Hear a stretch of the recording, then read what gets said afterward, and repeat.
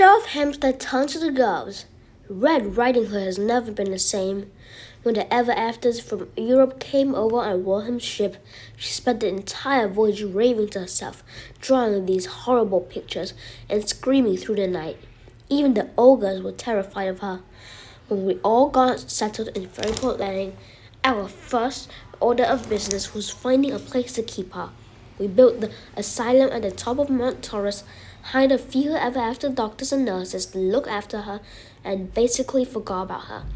But she kept finding ways to escape, so something had to be done. Spalding Grim went to Baba Yaga and asked her to cast the same spell on the asylum that she'd used to trap everyone in the town, Granny Rhoda said. It was a brilliant idea. Anyone who became a serious problem got sent to the asylum. That's where we put the Jabberwocky as well, Sheriff Hampstead added. But the spell that keeps everyone in the town is big-time magic. How did Red Riding Hood get loose again? Sabrina asked. Granny Rhoda turned to Uncle Jake. He seemed to sink into his clothing. Tell them, Mom. Tell them everything, he said. Granny's face looked pained, but she took a few deep breaths and stood up from her chair. She turned to a framed photo on the wall. It was of her and their grandpa Basil when the two were much younger. Sabrina guessed they were in their mid-20s. Even though the photo was in black and white, it couldn't hide the color in their faces. Their eyes and cheeks glowed. They were young and in love. Granny took the photo off the wall and looked at it lovingly. Oh, where to start? I guess at the beginning. When I was 26, I met a man at a party in Berlin. A week later, I married him.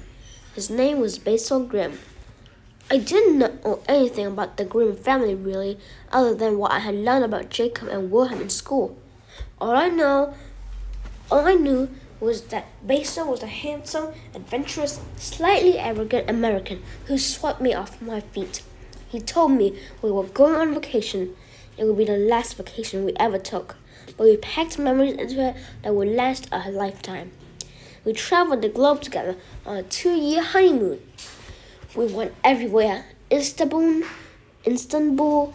Hawaii, Alaska, the Amazon, South Africa, the Galapagos Islands. It's exhilarating. Every morning we woke up in a strange new land, hungry to explore. These were some of the happiest times of my year. A year into the trip, I got pregnant with your father, but it didn't stop our adventure. We continued to travel even after he was born. Granny put the photo back and crossed the room to where another framed photo hung. This one was of the couple in a snowy landscape running a dog sled. She took it off the wall and admired it. Before the 2 years were quite up, Basil got a letter from his sister Matilda telling him he had to come home. His brother, your great-uncle Edwin, had passed away, so we came to Ferryport Landing as quickly as we could. And then I was introduced to the family business. Granny put the photo back on the wall. Your Uncle Jake was born a year later, shortly after Matilda passed away from pneumonia. Basil was proud of his boys and was determined that they would carry on the family responsibility. Even when they were babies, he would stand over their cribs and read them fairy tales. When they were 5, he set them loose in the Hall of Wonders, giving them free rein and set of keys of their own. When other boys their age were playing baseball, Henry and Jacob were playing with magic wands and flying carpets and dragons. By the time they were young men, they were as apt at magical weaponry and lore as any ever after in the town. Uncle Jake cleared his throat. I'll take it from here, Mom. When your father turned 20, he was in love with someone. This was before he met your mother, he explained. She was an ever after, and it broke his heart to know she was trapped in this town. It broke my heart to see him so sad, especially on his birthday. I wanted to give him something special, so I turned off the barrier so she could escape. Everyone gasped, especially Sheriff Hampstead. How? He squealed. I snuck into Baba Yaga's house and found her spell book. The spell I discovered was simple, and it would only shut the barrier down for a moment. It was all I needed. Hank's girlfriend waited for the spell to take effect, and then she stepped through. We both couldn't wait to see Hank's face when he saw her waving to him from the other side. We had no idea what we had done. Dropping the barrier also dropped a few other similar barrier spells, including the one Bambi Yak had put on the asylum, Uncle Jake explained. Anyone who had been put in there for the good of the town was freed, including Red Riding Hood and the Jabberwocky.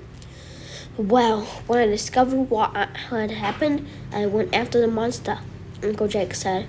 I chased it through the forest without even thinking about what I would do if I caught up to it, but I never got a chance to come up with a plan. It found me, and I was cornered on a cliff.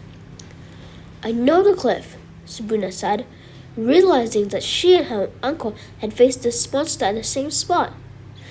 And Grandpa came to save you, Daphne said. He was a hero who loved his sons, Granny Rhoda said softly. He never came home again, Uncle Jake said. They took him to the hospital, and he died a day later. The monster disappeared into the woods along with Red Riding Hood, and they've been missing ever since. Sabrina looked into her uncle's face and saw an old heartbreak. Your father needed some time to himself, so he left for New York City the day after the funeral, Granny Rhoda said. He met your mother shortly after, and they fell in love. They moved back here for a year, and Veronica was inducted into the family business just like I was. For each mystery they uncovered, I loved your father more and more.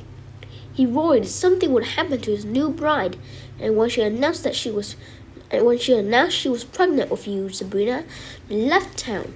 Your father vowed to me that his children will have nothing to do with magic, ever afters, or the Hall of Wonders.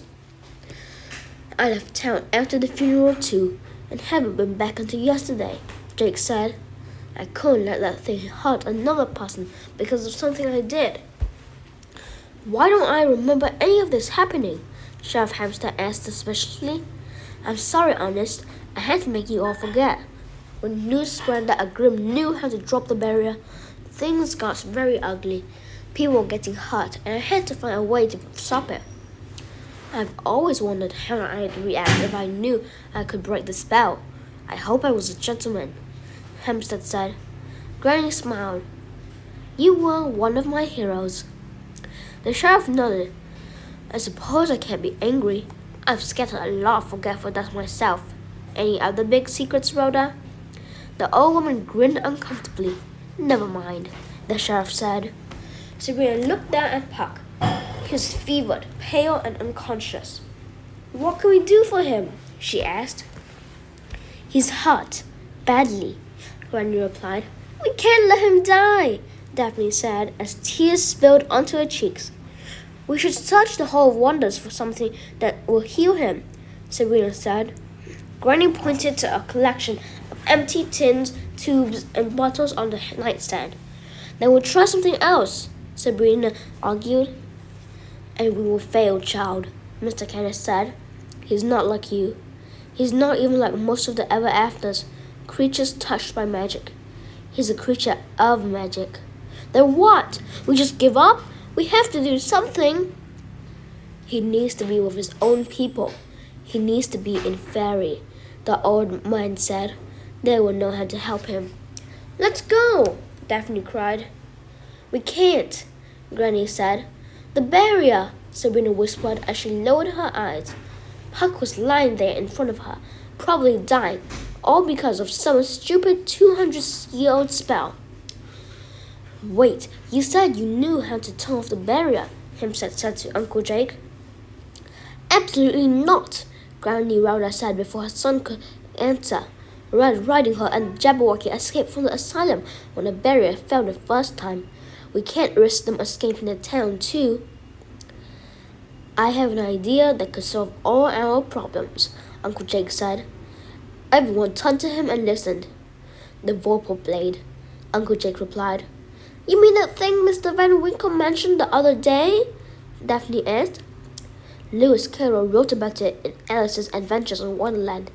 It's a magical sword, and supposedly the only thing that can kill a Jabberwocky. He's right, Sabrina added. I read about it in the family journals. It not only killed the other Jabberwockies, but it also cut a hole in the barrier. The Black Knight used it to escape Ferryport Landing. So you see, Uncle Jake said, we could use it to kill the Jabberwocky, rescue Hank and Veronica, and cut a hole into the barrier big enough to get Puck out so we can take him to the fairy folk. Well, what are we waiting for? Daphne cried. Granny Rhoda lowered her eyes. Spawn and Grim had the Vorpal blade destroyed. After he trapped the Jabberwocky in the asylum and had Baba Yaga cast a spell, he figured the sword was too dangerous to keep around. Someone could have used it to escape town. He had broken it into 3 pieces and scattered them.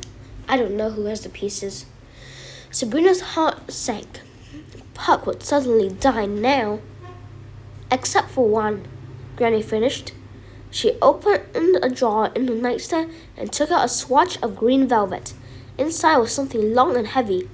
She placed it into Uncle Jake's hands. Uncle Jake unwrapped this object. It was metal and shiny. He lifted it to reveal the hilt of a sword. Only a small, jagged portion of the steel remained. An inscription was carved into the metal. What are we going to do with a broken sword? Daphne said. I don't know, Granny replied, but maybe we can find the other pieces. I believe the inscription is a clue Spalding left for us in case we ever needed the sword again. Uncle Jake read it. Find the daughter of the water. Who is the daughter of the water? Even if we find this daughter of the water and get the other pieces, is there someone in this town who can put the sword back together? Hamilton interjected. The Vorpal blade was supposed to be indestructible, Uncle Jake said. Spalding needed to find someone with some seriously powerful mojo to break it. There's only one person in this town who can do something like that. The Blue Fairy, Candace said. From the Pinocchio story? Sabrina asked. The same.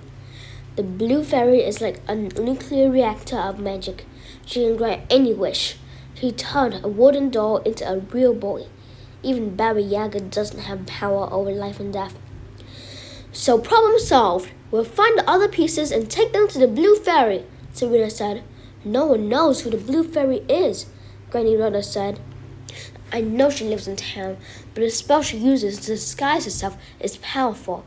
I suppose I would want my privacy too. If I could grant wishes and bring things to life, people would always want to take advantage of a power like that. Then what's the point of all this? Daphne cried. Even if we find the pieces, we can't put them together. We can't kill the Jabberwocky or get Puck to the fairy folk. Have faith, Liebling, Granny said, wrapping her arms around the little girl's shoulders. If Spalding left us clues for finding the pieces, I'm sure he gave us a clue for finding the Blue Fairy, so she can put them back together. I returned to the forest and continued to track the girl and the monster, Mr. Candace said as he stood up weakly. I've got to get a handle on what happened at the diner, Hampton said. If too many humans drive by and see the destruction, I'll have to dust the town again. Good luck with your search. The sheriff and Candace left the room. Granny sat down on the bed and took both of the girl's hands in her own. I'm trying to keep you away from this for as long as I can, the old woman sighed. I thought if we hid from all of it, maybe it would go away. Sabrina, I know you thought I didn't care, but I did. I lost my husband, my son, my daughter-in-law, and thought I would never see Jacob again. I couldn't stand to lose the two of you. I didn't want to put you in danger. Don't worry, Granny, Daphne said as she hugged the old woman. We are Grimms. This is what we do, Sabrina added as she hugged the old woman. We should get started on research, girls, Uncle Jake said. I'm sure if we dig into the journals, we'll find some reference to this daughter of the water. Maybe it's a fish, Daphne. That's just to be the end of this video, and probably the last video I'll upload for today. So yeah. Anyways, goodbye.